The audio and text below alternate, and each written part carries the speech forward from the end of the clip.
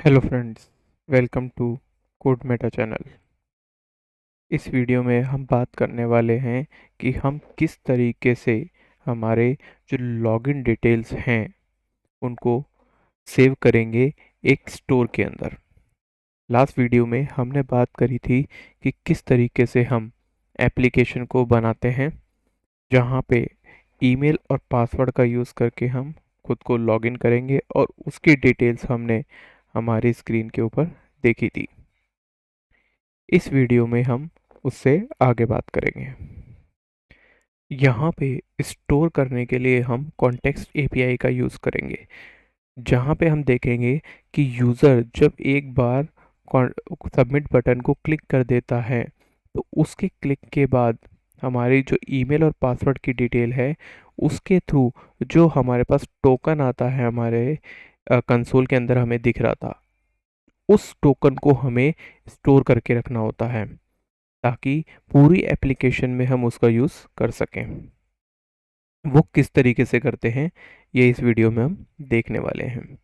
अभी अगर हम देखें तो हम सबसे पहले हमारी फाइल के अंदर चलते हैं जहाँ पे हम पूरे कोड को चेक करने वाले हैं। तो उसके लिए चलते हैं हमारे कोड एडिटर में। यहाँ पे सबसे पहले हम बात कर लेते हैं हमारे पेजेस की, कि जब हम यूज़र लॉगिन हो जाएगा तो उसके बाद वो सबसे पहले कहाँ पे लैंड होगा। सबसे पहले हम यहाँ पे क्या करेंगे कि एक पेज बना लेते हैं ऑथ पेजेस के नाम से, जिसके अंदर ऑथेंटिकेशन होने के बाद सारे पेजेस हम रखेंगे। रोल बेस्ड भी हम बनाएंगे। क्या करेंगे कि ऑथ पेजेस के अंदर रोल बेस्ड फोल्डर बना लेंगे, या जैसे कि आपको सूटेबल लगता है आप अपने अकॉर्डिंग यहाँ पे पेजेस को डिफाइन कर सकते हो।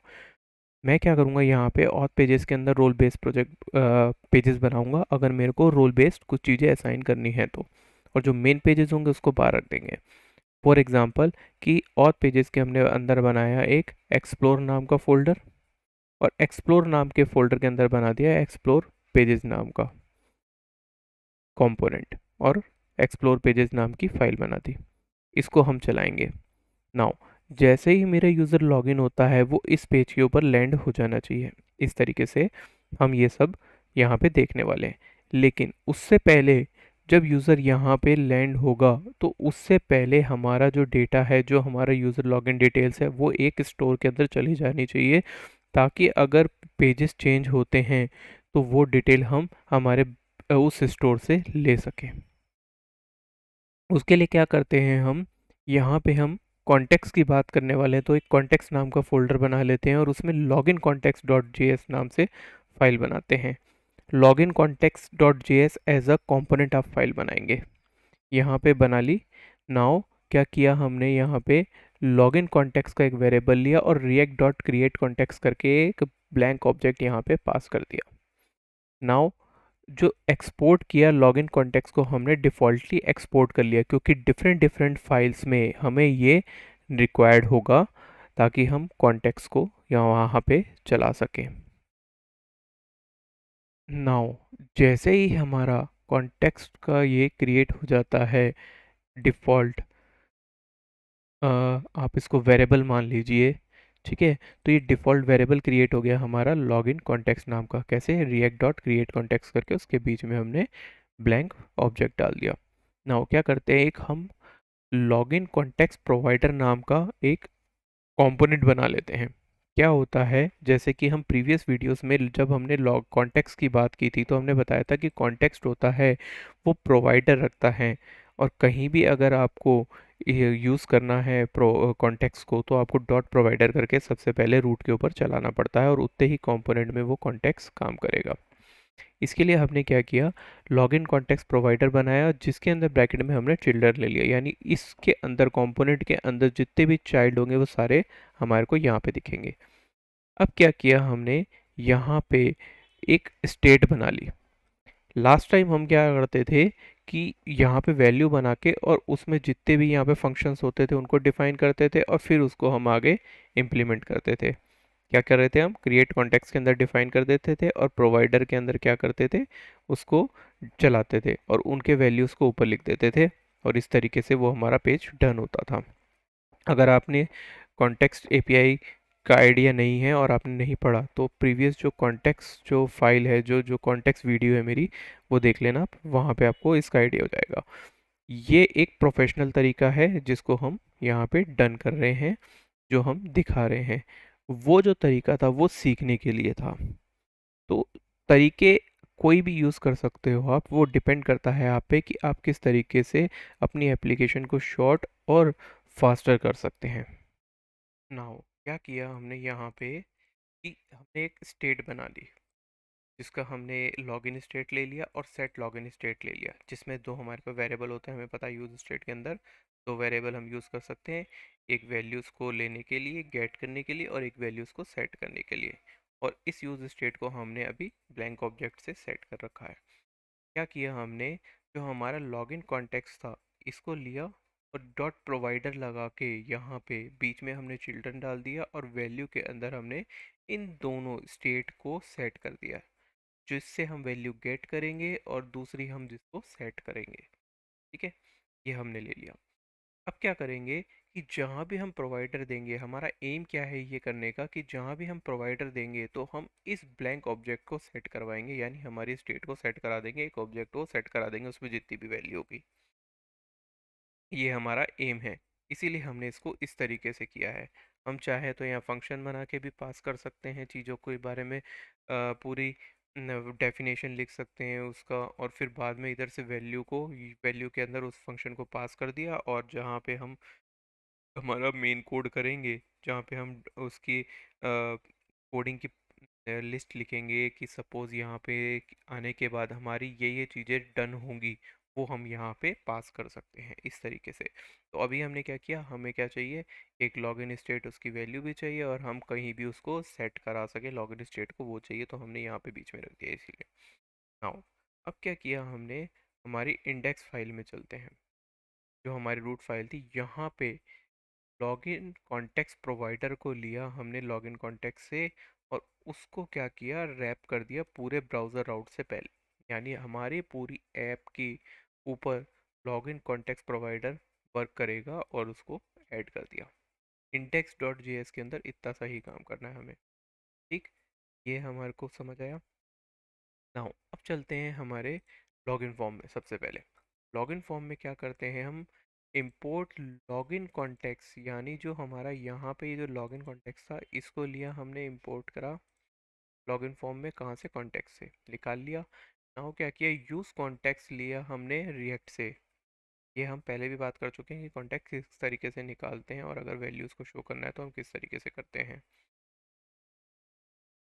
ने क्या कर लिया, अब यहाँ पे यूज़ कॉन्टेक्स्ट जो हमने यहाँ पे रिएक्ट में डिफाइन किया था, इसको लिया हमने यहाँ पे यूज़ कॉन्टेक्स्ट, इसका एक वेरिएबल बना लिया लॉगिन कॉन्टेक्स्ट नाम से, ताकि हमें पता रहे कि हम जो कॉन्टेक्स्ट लिख रहे हैं, जिसको गेट कर रहे हैं या वेरिएबल बना रहे हैं, उसका लॉगिन से लिंक है। तो क्या किया, यूज़ कॉन्टेक्स्ट लिखा, लॉगिन कॉन्टेक्स्ट हमने यहाँ से ले लिया। ठीक है, नाउ अब जितनी भी वैल्यू कॉन्टेक्स्ट के अंदर होगी, कॉन्टेक्स्ट के अंदर है हमारी वैल्यू लॉगिन वाले कॉन्टेक्स्ट में, वो सारी की सारी यहाँ मिलेगी।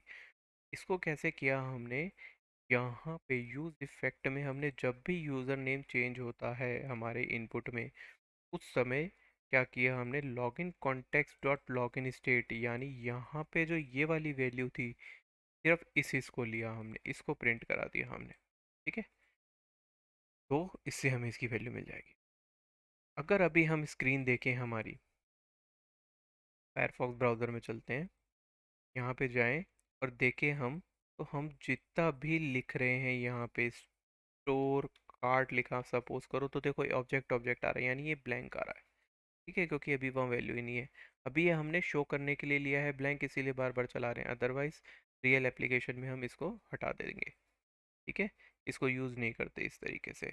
जहाँ पे हम कॉन्टेक्स्ट का चाहिए यूज़, वहीं पे हम गेट करेंगे, अदरवाइज नहीं लिखेंगे। ये सिर्फ ये जो कोड है, ये आपको दिखाने के लिए कि कॉन्टेक्स्ट की वैल्यू आ रही कि नहीं आ रही, अदरवाइज इसको हम यूज़ नहीं करेंगे। ठीक है, नाउ चलते हैं वापस हम कॉन्टेक्स्ट में, हम चलते हैं हमारे लॉगिन कॉन्टेक्स्ट में एक बार यहाँ पे हमने क्या किया था कि सेट लॉगिन लिया था और वैल्यू को सेट लॉगिन में डाला, वैल्यू में सेट लॉगिन डाला था ताकि हम इसको कहीं भी अपडेट कर सकें। अब जो हमारा जब यूज़र नेम और पासवर्ड ऐड करते हैं हम और उसको चेक कराते हैं तो वो हमने बनाया था हमारा कोड यूज़ ऑथ के अंदर। यहाँ पे आएंगे हम और सबसे पहले लॉगिन कॉन्टेक्स्ट से इंपोर्ट लॉगिन कॉन्टेक्स्ट फ्रॉम ये ले लिया, यहाँ पे गए लॉगिन कॉन्टेक्स्ट को हमने जिस तरीके से पहले करते थे वैसे का वैसे कर लिया। लॉगिन कॉन्टेक्स्ट यहाँ पे लिखने के बाद हम क्या करते हैं कि यहाँ देखते हैं कि हमने लास्ट जो बनाया था उसके अंदर लॉगिन के लिए हमने लॉगिन एपीआई का फंक्शन बनाया था जिसको हमने रिटर्न किया था।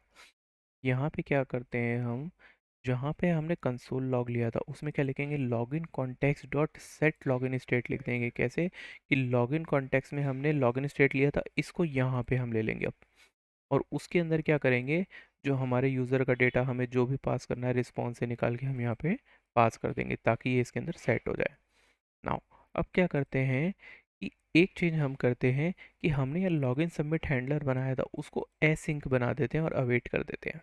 तो उससे क्या होगा कि ये क्या करेगा कि यहाँ पे वेट करेगा लॉगिन रिस्पॉन्स यानी यूज़ ऑथ से डेटा आने का और उसके बाद इसको ये रिसेट करेगा और जैसे ये रिसेट करता है हमारे यहाँ पे यूज़र नेम चेंज होगा और ये हमें मिलेगा, अदरवाइज़ क्या होगा, ये हमें मिलेगा ही नहीं।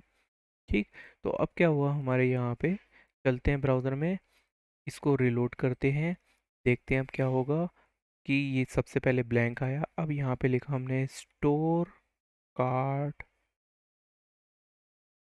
सॉरी, यहाँ पे हमने लिख दिया हमारा एप्लीकेशन का name, just a second, where is over store cart, okay, now store cart at the rate gmail.com और स्टोर कार्ट का पासवर्ड। नाउ अभी तक ऑब्जेक्ट हमारे पास ब्लैंक था, इस पे क्लिक किया हमने। अब देखो क्या होगा कि ये अभी ब्लैंक नहीं हो रहा, ये क्या कर रहा है, अवेट लिखा हुआ था वहाँ पे हमारे कोड में तो उसका वेट कर रहा है रिस्पॉन्स आने का, इसीलिए ब्लैंक नहीं हो रहा। जैसे ही ये ब्लैंक होगा तो हमारे पास यहाँ पे वैल्यू भी आ जाएगी। अदरवाइज़ क्या होता है, ये ब्लैंक हो जाता था और पास हो जाता था और हमारे पास यहाँ वैल्यू नहीं मिलती थी, इसीलिए हमने वो चेंजेस किए।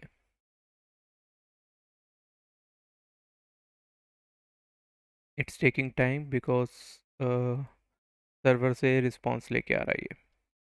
अगर आप नेटवर्क टैब में जाओगे तो यहाँ पे देखो ये टोकन के बारे में बात करा होगा। नाउ रिजल्ट आ गया आई थिंक, कंसोल में चलते हैं, ये देखो ये आपका ऑब्जेक्ट में रिजल्ट ले आया। ठीक है।